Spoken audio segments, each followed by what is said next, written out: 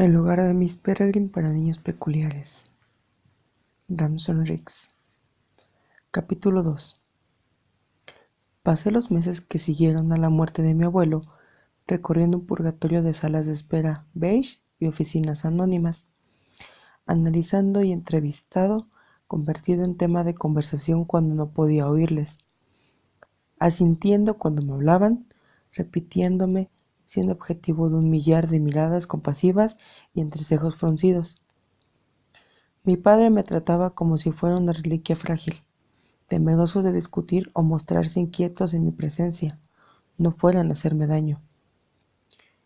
Me costaba de tal manera de las pesadillas que me despertaban pidiendo a gritos un protector bucal para impedir que me hinchara los dientes hasta dejarlos convertidos en pequeñas protuberancias mientras dormía.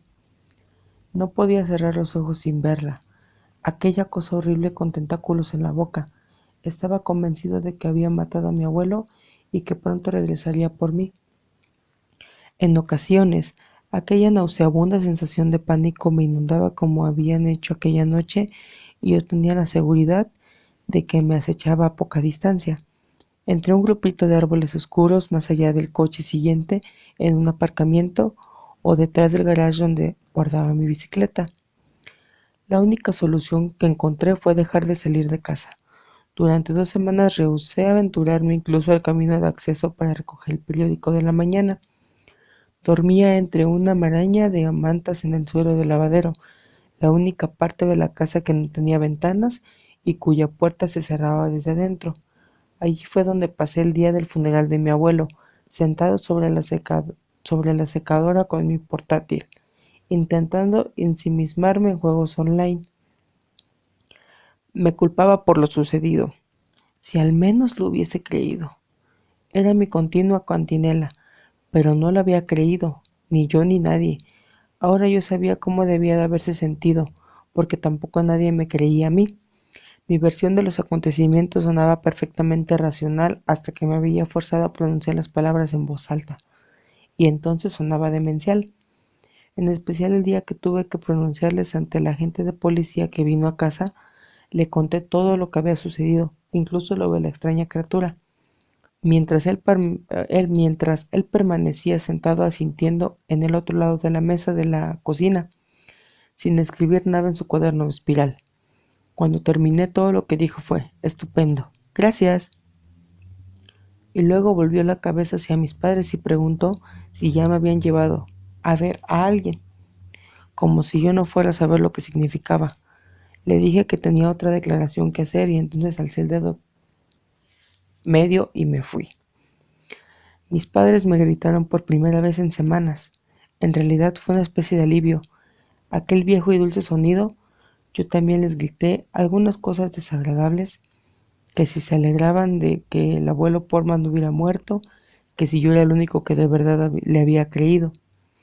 El poli y mis padres conversaron en la entrada durante un rato y luego el poli se fue en su coche, para regresar al cabo de una hora con un hombre que se presentó a sí mismo como dibujante de retratos. Dibujante de retratos robot. Había traído un enorme cuaderno de dibujo y me pidió que le describiera a la criatura otra vez. Y mientras yo le hacía a él, improvisó un boceto, deteniéndose de vez en cuando para pedir aclaraciones. ¿Cuántos ojos tenía? 2. Ajá, repuso, como si los monstruos fueran algo que un dibujante de la policía dibujara todos los días. Como intento de apaciguarme, fue de lo más patético. Lo que acabó de delatarlo fue cuando intentó darme el boceto finalizado. ¿No lo necesitan para sus archivos o algo así?, le pregunté. Intercambió una mirada estupefacta con el policía. Desde luego, ¿en qué estaría yo pensando? Fue insultante a más no poder. Ni siquiera mi mejor y único amigo, Ricky, me creía. Y eso que él había estado allí conmigo. Juró y perjuró que no había visto ninguna criatura en el bosque aquella noche, aun cuando yo había dirigido la luz de la linterna directamente hacia ella. Eso fue todo lo que contó a los polis. Había oído ladridos. No obstante, los dos lo habíamos oído. de modo que no fue ninguna sorpresa cuando la policía concluyó que una jauría de perros asilvestrados había atacado y matado a mi abuelo. Al parecer, los había avistado en otras partes y habían mordido a una mujer que paseaba en Century Woods la semana anterior. Todo ello de noche, claro. Justo cuando es más fácil ver a las criaturas, exclamé. Pero Ricky se limitó a sacudir la cabeza y farfulló algo sobre que yo necesitaba a alguien que me mirara el cerebro. ¿Te refieres a un loquero?, repliqué. Te lo agradezco muchísimo. Es fantástico poder contar con amigos como tú. Estábamos sentados en la azotea de mi casa, contemplando la puesta de sol sobre el golfo. Ricky se había enroscado como un muelle en una silla adirodanca,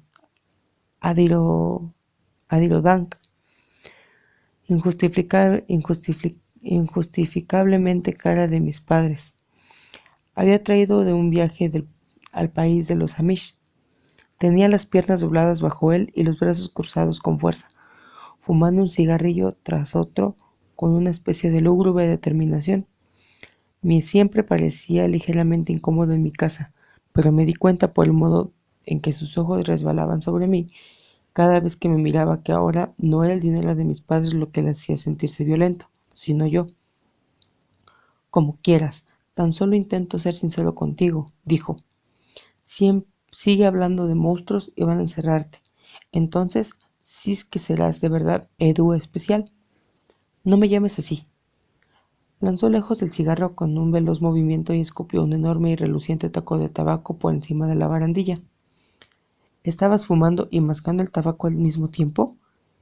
¿Quién eres tú? ¿Mi mamá? ¿Tengo aspecto de chupársela a los camioneros a cambio de vales de comida? Ricky era un entendido de chistes sobre tu mamá, pero al parecer este era más de lo que podía soportar.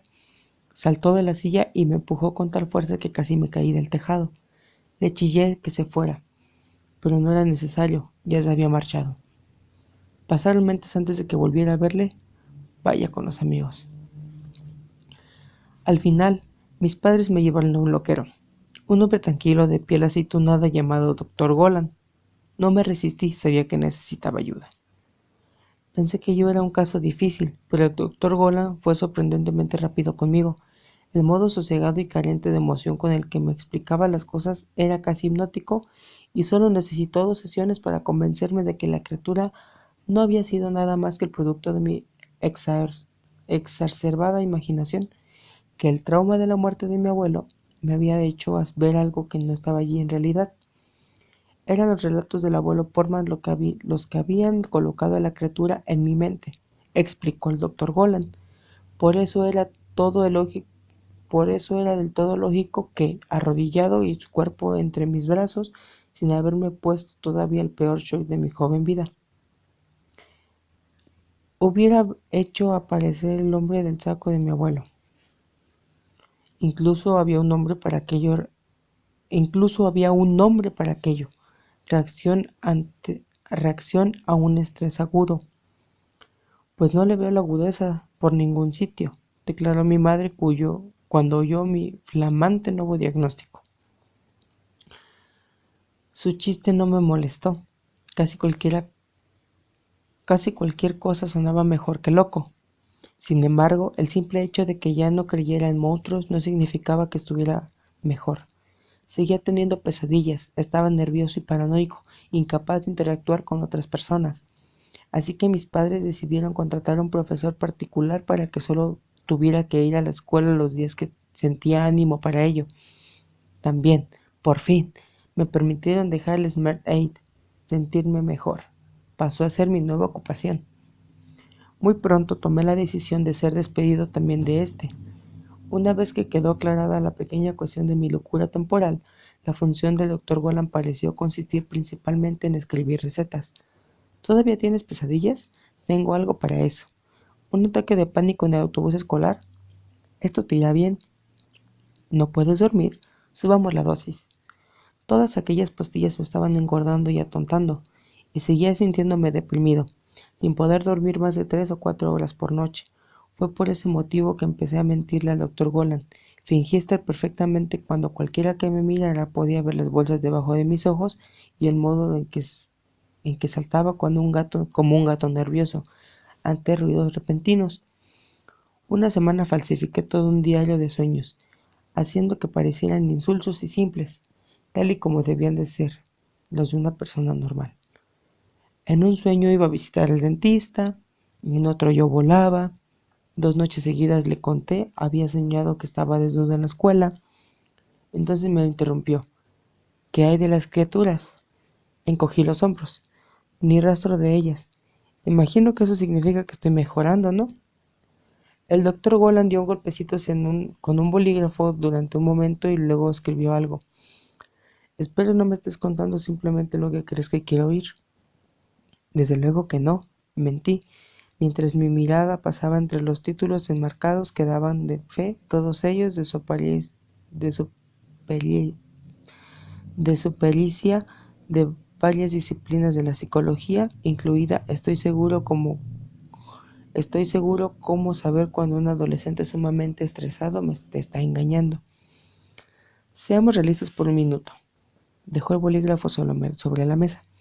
¿Me estás diciendo que no has tenido el sueño ni siquiera por una noche esta semana? Siempre he mentido fatal. Siempre he mentido fatal. Así que en lugar de humillarme, confesé. Bueno, tal vez una.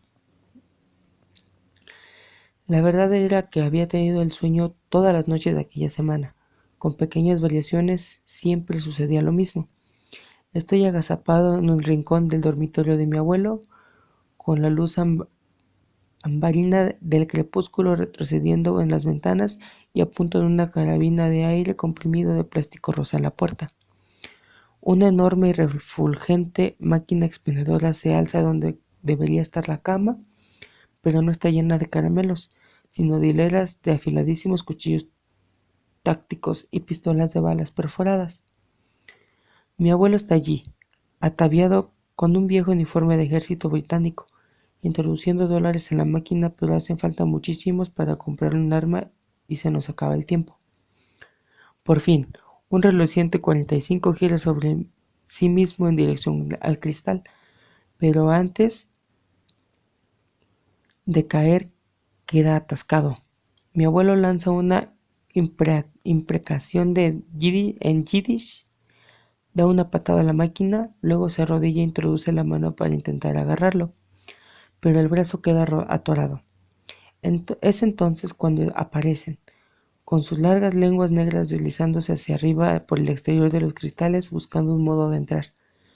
Les apunto con el arma de aire comprimido y aprieto el gatillo, pero no sucede nada. Entre tanto el abuelo Portman chilla como un loco. ¡Encuentra el pájaro! ¡Encuentra el bucle! ¡Jacob! ¿Por qué no me comprendes?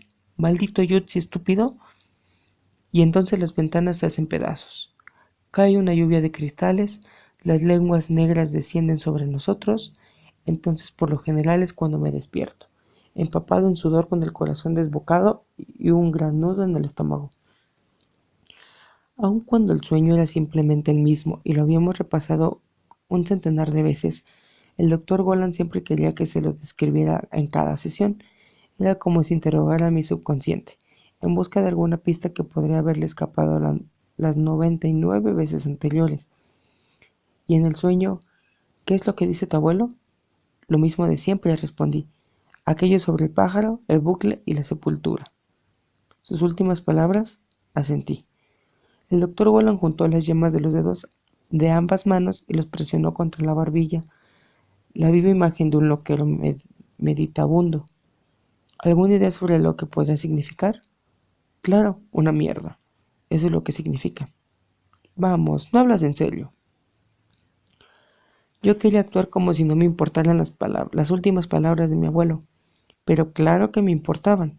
Me había estado corroyendo casi todo, tanto como como en las pesadillas. Sentía que se lo debía, que no podía estimar la última cosa que había dicho en este mundo, no podía no podía tratarlas de delirio estúpido. Además, el doctor Golan estaba convencido de que comprenderlas podría ayudarme a desterrar mis espantosos sueños. Así que le conté. Parte de lo que el abuelo había dicho tenía sentido, como lo que quería que fuese a la isla, Me preocupaba que los monstruos fueran tras de mí y pensaba que la isla era el único refugio donde podría escapar de ellos, como había hecho el de niño. Después de eso, había añadido, debería habértelo contado. Pero puesto de que no había tiempo para contarme lo que debería haber contado, me pregunté si no habría optado por la mejor alternativa posible y dejado un rastro de miguitas de pan que conducían a alguien que sí podía contármelo, alguien que conocía su secreto. Deduje que a eso se refería con todo aquello tan enigmático sobre el bucle, la sepultura y la carta.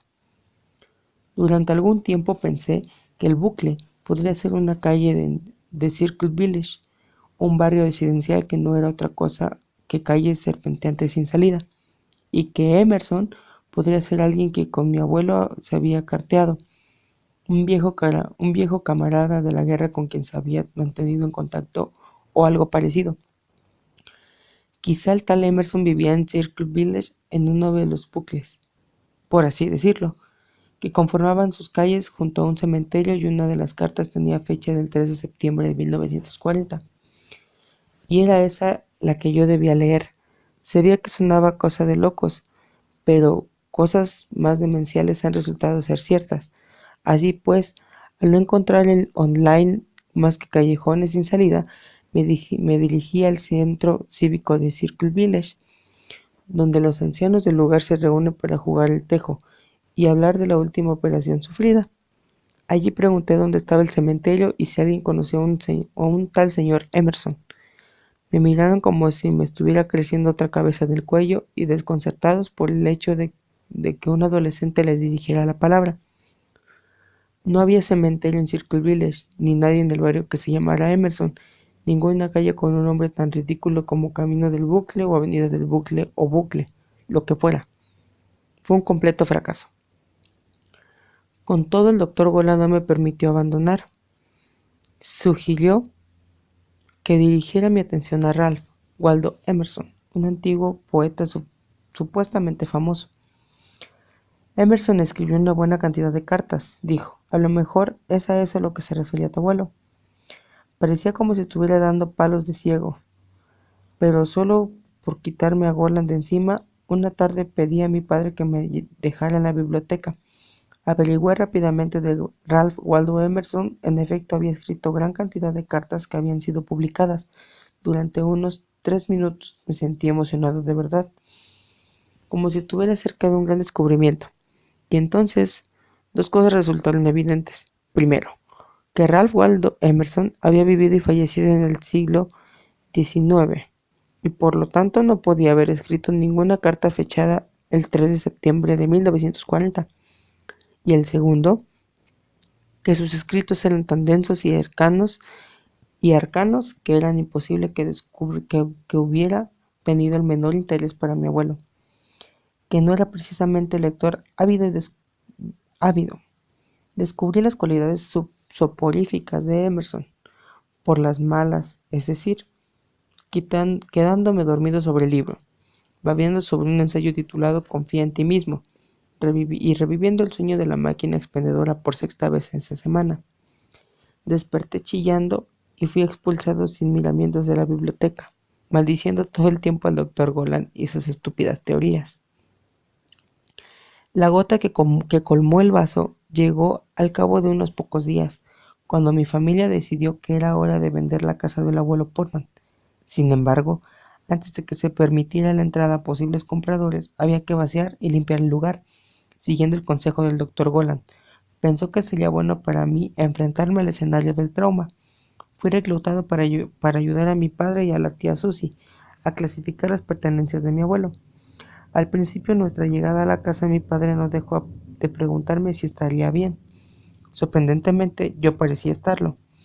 A pesar de los restos de cinta policial pegados a los matorrales y a la mosquitera rota del porche, que ondeaba bajo la brisa, todas esas cosas, como el vendedor de escombros alquilado que había colocado en la acera para engullir lo que quedaba de la vida de mi abuelo, me entristecían pero no me asustaban. En cuanto quedó claro que no estaba a punto de sufrir un ataque de nervios, de esos que hacen salir espumarajos de la boca. Nos pusimos manos a la obra. Armados con bolsas de basura recorrimos tristemente la casa, vaciando estantes, vitrinas y altillos, descubriendo figuras geométricas de polvo bajo objetos que no se habían movido en años. Construimos pirámides de cosas que podían salvarse o recuperarse y pirámides de cosas destinadas al contenedor. Mi tía y mi padre no eran muy sentimentales, así que el montón del contenedor era siempre el mayor. Yo insistí tosudamente para conservar ciertas cosas, como el montón de casi 2 metros y medio de altura de revistas National Geographic, estropeadas por el agua que se tambaleaban en una esquina del garage. ¿Cuántas tardes había pasado estudiándolas minuciosamente mientras me imaginaba entre los hombres de barro de Nueva Guinea o descubriendo un castillo en la cima de un precipicio en Bután? Pero aquello siempre decidían en mi contra. Tampoco me permitieron conservar la colección de camisetas antiguas de jugar a orquestas del jazz y del swing.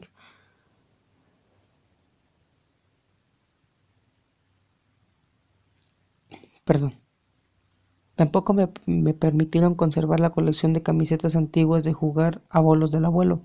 Son penosas, afirmó mi padre. Sus discos de 78 revoluciones de las grandes orquestas del jazz y del swing, alguien pagará una buena cantidad de dinero por esto. O el contenido es enorme y todavía cerrado con llave arsenal. Es una broma, ¿verdad? Espero que sea una broma. Dije a mi padre que no tenía corazón. Mi tía abandonó el lugar, dejándonos solos en el estudio, donde habíamos estado ordenando una montaña de antiguos documentos financieros. O simplemente soy práctico. Esto es lo que sucede cuando una gente muere, Jacob. ¿Ah, sí? ¿Y qué hay del día que tú te mueras? ¿Debería quemar todos tus viejos manuscritos? Se puso colorado. Yo no debería haber dicho eso. Mencionar sus proyectos de libros a medio terminar era definitivamente un golpe bajo. En lugar de chillarme, sin embargo, se mostró calmado. Te dejé que vinieras conmigo porque pensaba que eras lo bastante maduro para hacerlo. Supongo que me equivoqué. Si te equivocas, piensas que deshacerte de las cosas del abuelo hará que se te olvide, pero no lo hará. Él alzó las manos. ¿Sabes qué? Estoy harto de discutir sobre esto. Quédate lo que quieras. Arrojó un fajo de documentos amarillentos a mis pies. Aquí tienes una lista desglosada de deducciones del año en que asesinaron a Kennedy. Haz que te lo enmarquen. Apreté los papeles de una patada y abandoné la habitación cerrando la puerta de un portazo. Y luego esperé en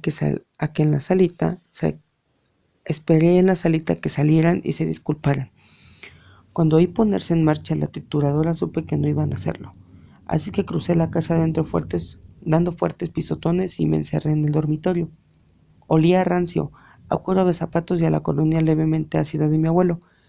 Me recosté en la pared y seguí con la mirada un caminito desgastado de la alfombra, entre la puerta y la cama, donde un rectángulo de apagada luz solar caía sobre el borde de una caja que asombraba por debajo de la colcha. Me acerqué, me arrodillé y la saqué. Era una vieja caja de cigarros, recubierta de polvo, como si lo hubieran dejado allí justo para que yo la encontrara. Dentro estaban las fotos que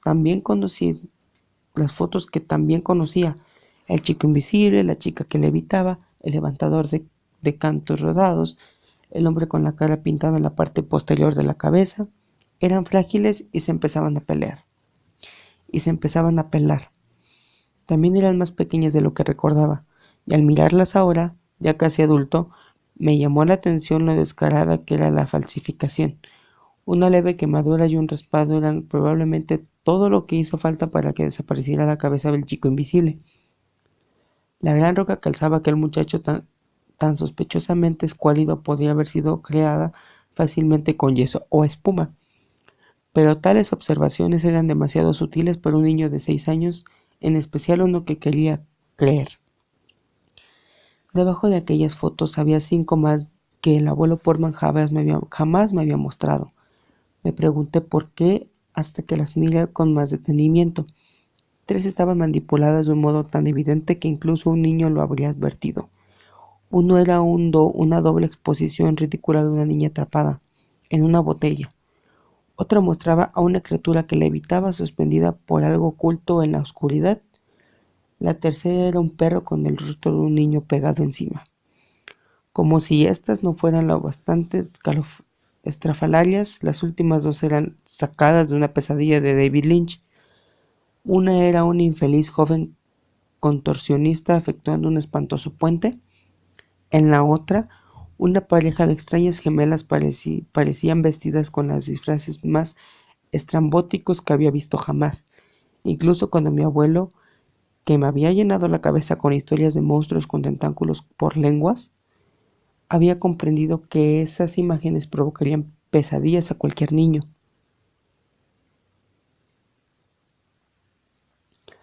Arrodillado ahí, en el suelo polvoriento de la habitación del abuelo, con aquellas fotos en las manos, recordé lo traicionado que me había sentido el día que comprendí que sus historias no eran ciertas. Ahora la verdad, parecía evidente, sus últimas palabras no habían sido más que otro cambalache, y lo último que había hecho había sido infectarme con pesadillas y delirios paranoicos que necesitarían de años de terapia y medicamentos para acabar desapareciendo.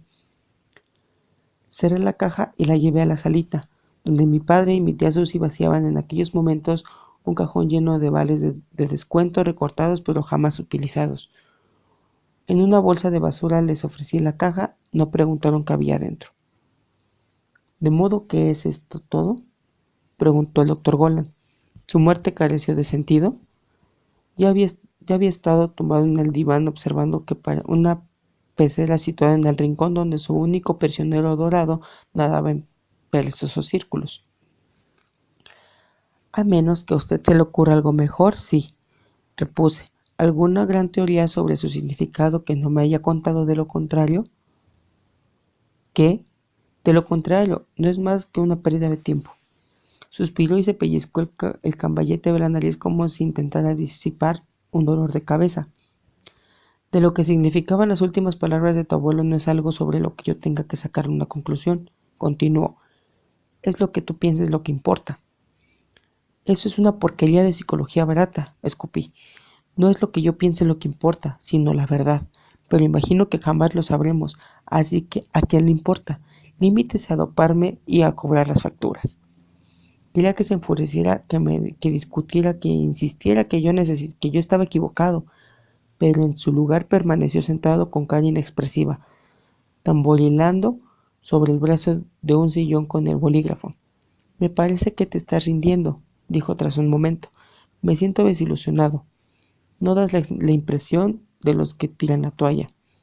Entonces es que no me conoce muy bien, repliqué.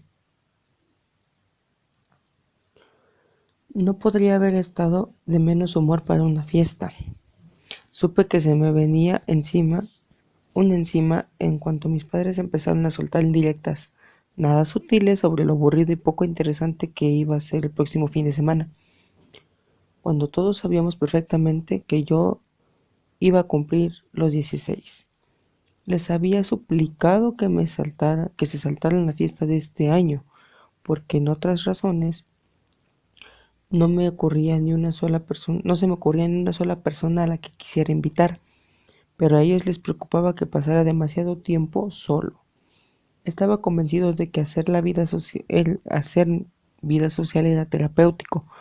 Lo mismo sucedió con el electroshock, les recordé, pero a mi madre le costaba dejar pasar incluso la excusa más tonta para una celebración.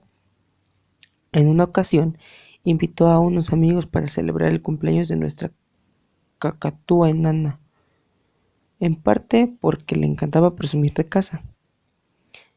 Con una copa de vino en la mano, conducía a los invitados de una habitación excesivamente amueblada a otra, ensalzando el genio del arquitecto y contando batallitas sobre la construcción.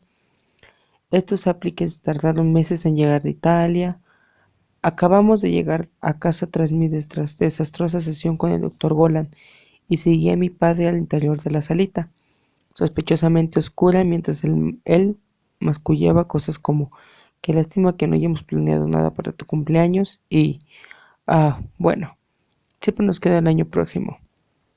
De pronto, todas las luces se encendieron de golpe y dejaron al descubierto banderines, globos y una variopita colección de tíos, primos, con los que rara vez hablaba, todo aquel a quien mi madre pudo engatusar para que asistiera, y a Ricky, que daba vueltas cerca de la ponchera y parecía cómicamente fuera de lugar con su cazadora de cuero y tachuelas.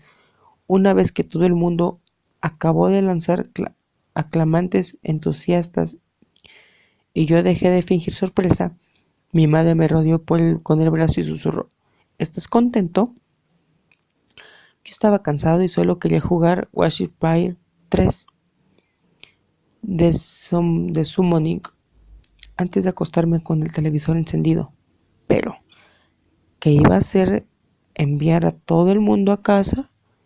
Dije que era estupendo, y ella sonrió como para darme las gracias.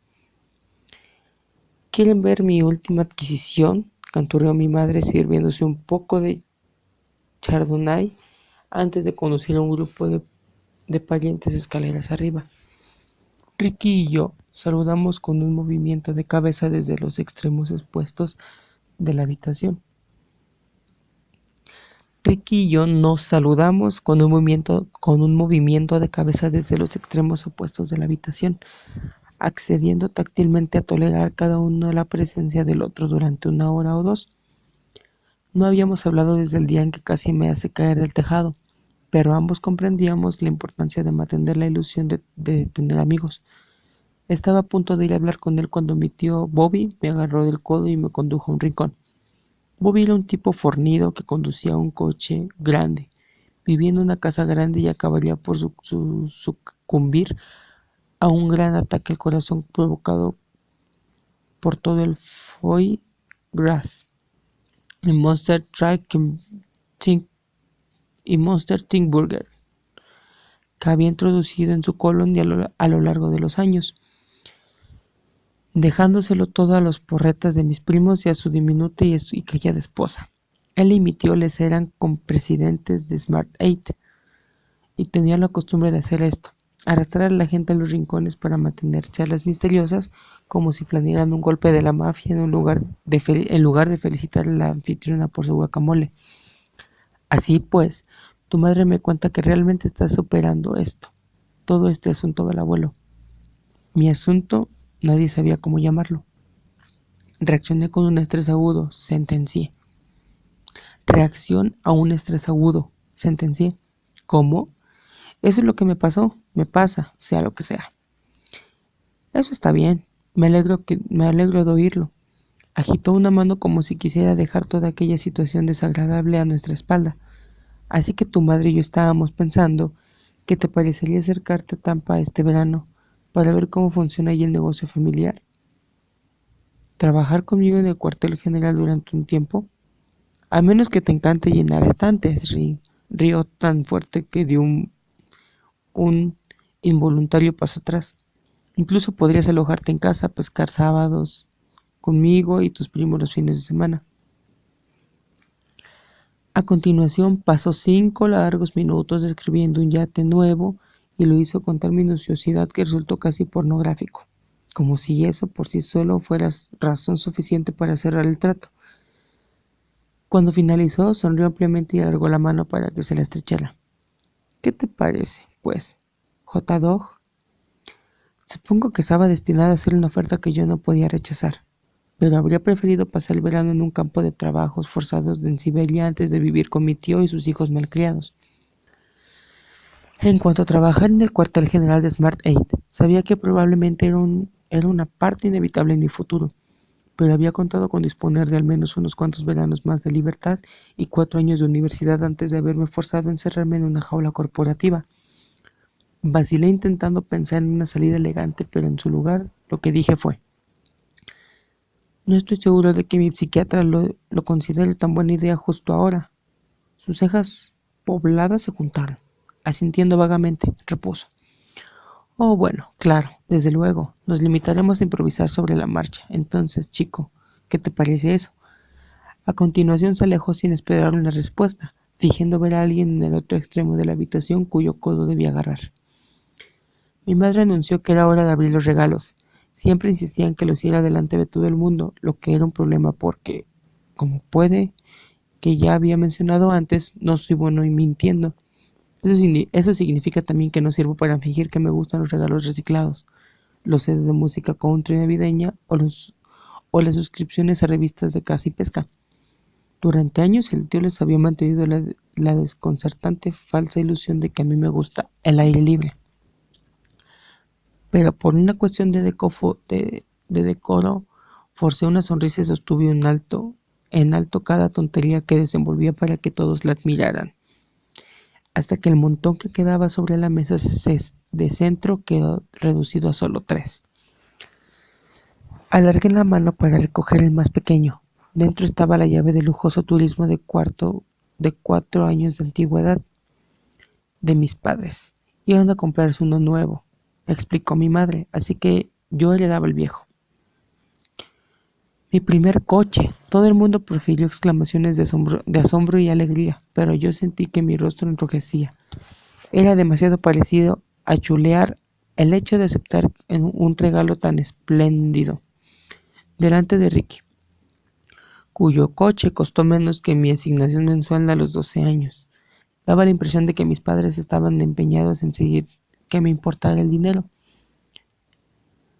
Daba la impresión de que mis padres estaban empeñados de conseguir que me importara el dinero, pero la verdad es que no me importaba.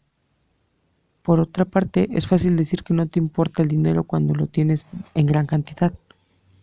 El regalo siguiente era la cámara digital que les había pedido a mis padres durante todo el verano anterior. Vaya, dije sopesándola con la mano, es imponente. Estoy planeando un nuevo libro sobre pájaros, comentó mi padre. Estaba pensando que a lo mejor podrías usar tú las fotos. ¿Un nuevo libro?, exclamó mi madre. Es una idea fenomenal, Frank. A propósito, ¿qué fue del último libro en el que trabajaste? Estaba claro que había tomado unas cuantas copas de vino. Todavía estoy puliendo algunos detalles, respondió mi padre en voz baja. Ah, claro. Pude oír cómo mi tío Bobby emitía una risita burlona. Muy bien, exclamé, cogiendo el último libro. Este es de tía Susie. A decir verdad, intervino mi tía mientras yo empezaba a rasgar el papel que lo envolvía. Es de tu abuelo. Me detuve en seco. Se hizo un silencio sepulcral en la habitación y todo el mundo miró a tía Susie como si hubiera invocado el nombre de un espíritu maligno. La mandíbula de mi padre se tensó y mi madre engulló de golpe el vino que le quedaba. Ábrelo y lo verás, indicó tía Susie. Acabé de desenvolver el regalo y me encontré con un viejo libro de tapa dura, con las puntas dobladas y sin sobrecubierta.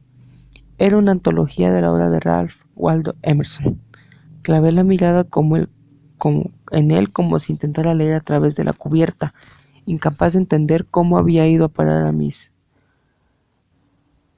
ahora temblorosas manos. Nadie salvo el doctor Golan estaba enterado de las últimas palabras del abuelo. Él había prometido en varias ocasiones que a menos que yo amenazara con engullir desatacador o saltar de espaldas del puente Sunshine Skyway, todo lo que hablásemos en su despacho era confidencial. Miré a mi tía con una pregunta dibujada en mi rostro que no sabía muy bien cómo articular. Ella se las arregló para esbozar una débil sonrisita y añadió: Lo encontré en el escritorio de tu abuelo cuando estábamos vaciando la casa. Escribió tu nombre en la primera página. Creo que su intención era que lo tuvieras tú. Dios bendiga a la tía Susie. Tenía un corazón después de todo. Estupendo, no sabía que el abuelo leyese, interrumpió mi madre, intentando relajar la atmósfera. ¡Qué detalle! Sí, repuso mi padre, con los dientes apretados. Gracias, Susan. Abrí el libro, en efecto. En la portada lucía una dedicatoria con la letra temblorosa de mi abuelo. Para Jacob Mappleton Portman y los mundos que todavía tiene que descubrir. Me levanté con la intención de irme. Temía ponerme a llorar delante de todo el mundo y en ese momento algo resbaló entre las páginas y cayó al suelo. Me incliné para recogerlo. Era una carta. Emerson, la carta. Me sentí palidecer. Mi madre se inclinó hacia mí y en un susurro tenso preguntó si necesitaba un vaso de agua, lo que era su forma de decir: mantén la calma, la gente te mira. Respondí: Me siento un poco. Esto no puede continuar con una mano en el estómago. Salí disparado a mi habitación. La carta estaba escrita a mano, en un excelente papel sin pautar, y con una letra tan sinuosa que era casi caligrafía. El tono de la tinta negra iba variando, como el de una vieja pluma estilográfica. Decía, queridísimo Ave, espero que esta nota te encuentre a salvo y con una salud excelente. Hace tanto tiempo desde la última vez que recibimos noticias tuyas, pero escribo no para reprenderte, sino solo para hacerte saber que todavía pensamos a menudo en ti y rezamos por tu bienestar. Nuestro valiente y puesto Ave.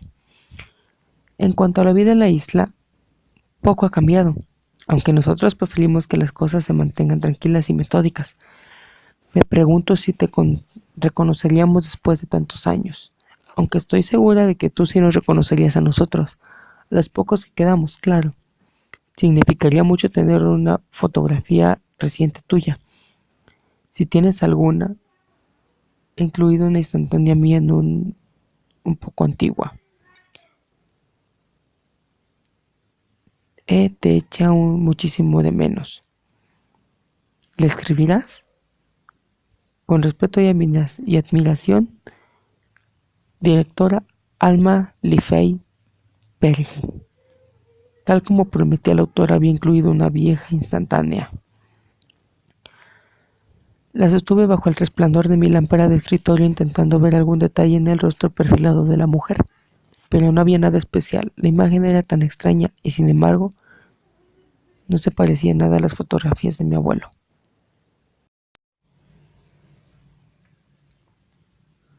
Aquí no había trucos, era simplemente una mujer que fumaba una pipa. Se parecía a la pipa de Sherlock Holmes, curva y colgando de los labios. Mis ojos no dejaban de regresar a ella. ¿Era esto lo que había querido el abuelo que encontrara? Sí, pensé, tiene que serlo. No las cartas de Emerson, sino una carta metida dentro del libro de Emerson. Pero, ¿quién era esta directora, esta mujer llamada Peregrine?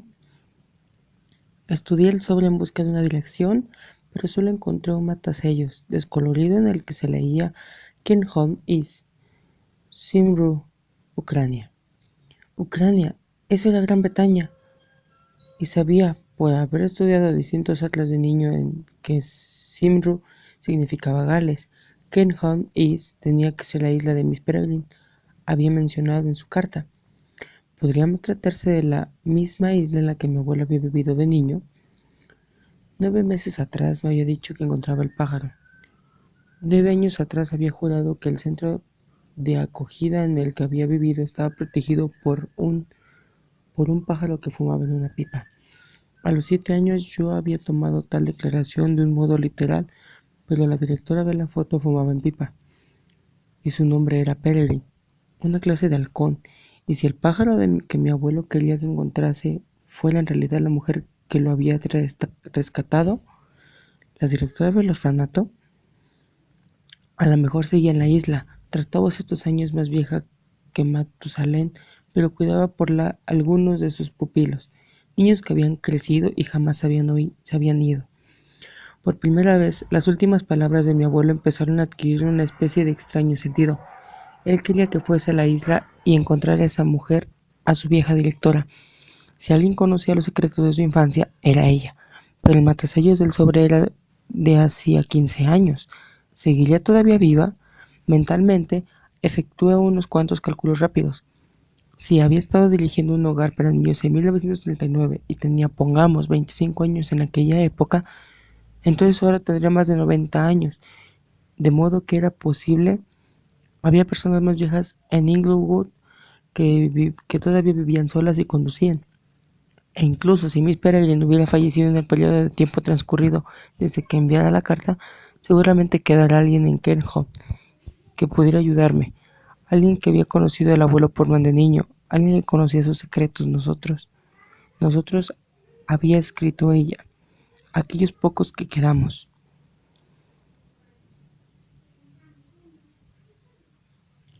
Como puedes imaginar, convencer a mis padres para que me permitieran pasar el parte del verano en una isla diminuta frente a la costa de Gales no fue tarea fácil. Ellos, en particular mi madre, tenían muchas razones de peso para considerarlo una idea espantosa, empezando por el coste, ya que suponía que tenía que pasar el verano con el tío Bobby, aprendiendo a dirigir un imperio de drugstores, y terminando por no tener a nadie que me acompañase. Ya que ninguno de mis padres tenía el menor interés de hacerlo, y yo, desde luego, no podía ir solo, a mí me faltaban argumentos en defensa de mi idea, y el motivo, creo que tendría que ir. No era algo que podía explicar sin sonar aún más demente de lo que ellos ya temían que estuviera. Por supuesto que no podía contar con mis padres las últimas Por supuesto que no podía contar a mis padres las últimas palabras del abuelo, ni lo de la carta ni la foto. Me habría metido en un manicomio. Los únicos argumentos un poco sensatos que se me ocurrieron eran cosas como: quiero saber más cosas sobre la historia de nuestra familia, el nunca convincente el nunca convincente Chad Kramer y Josh Bell van a ir a Europa este verano. ¿Por qué no puedo ir yo también? Lo sacaba a colación tan a menudo como podía sin parecer desesperado. Incluso en una ocasión recurrí al "por problemas de dinero no será", una táctica que lamenté al instante, pero daba la impresión de que nada iba a hacerlos cambiar de idea. Entonces sucedieron varias cosas que contribuyeron enormemente a mi causa. En primer lugar, tío Bobby se echó atrás sobre lo de pasar el verano con él, porque ¿quién quiere un chiflado en su casa? Así que de repente mi agenda quedó totalmente en blanco. A continuación, mi padre averiguó que Cairnholm Island era una especie de paraíso para aves, y por decirlo de alguna manera, que la mitad de la población mundial de alguna especie que le pone 100 desde un poquito de vista ornitológico vivía allí.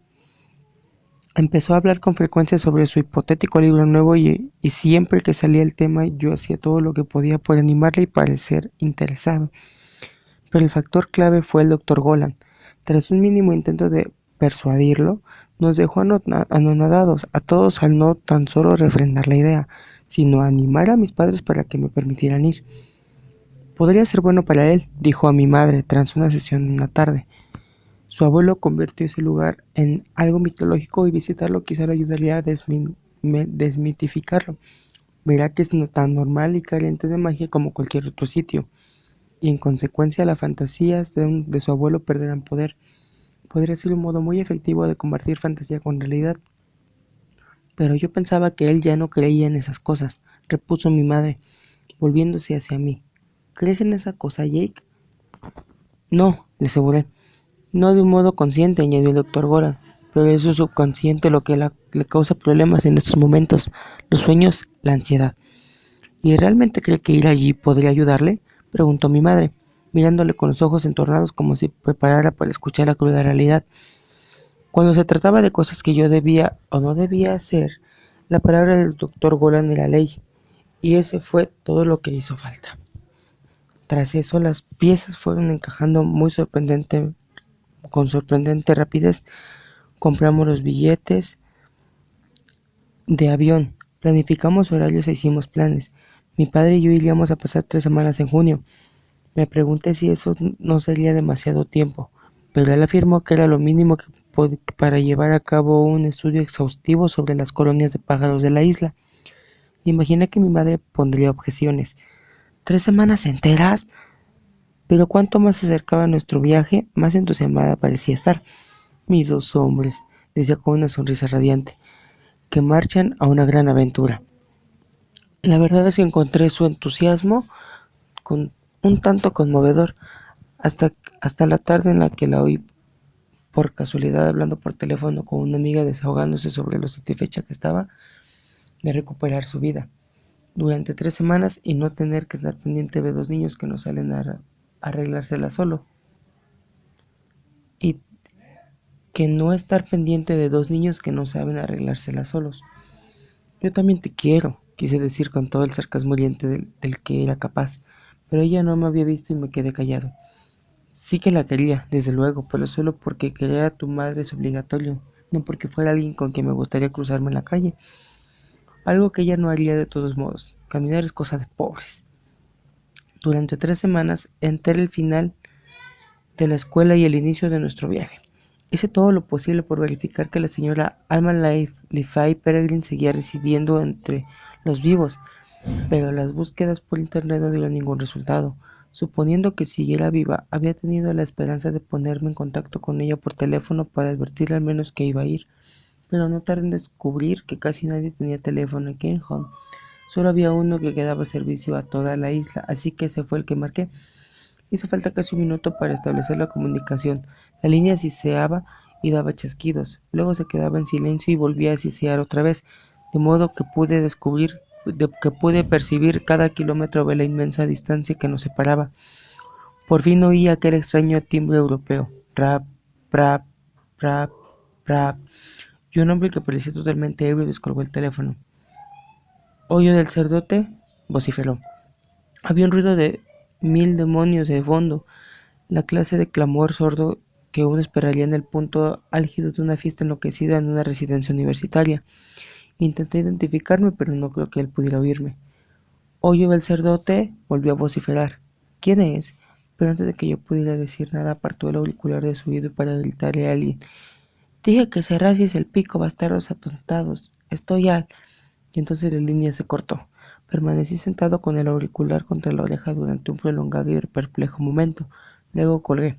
No me molesté en volver a llamar. Si el único teléfono de Cairnholm conectaba con algún antro de perdición llamado el Hoyo del Cerrote, ¿qué auguraba eso para el resto de la isla?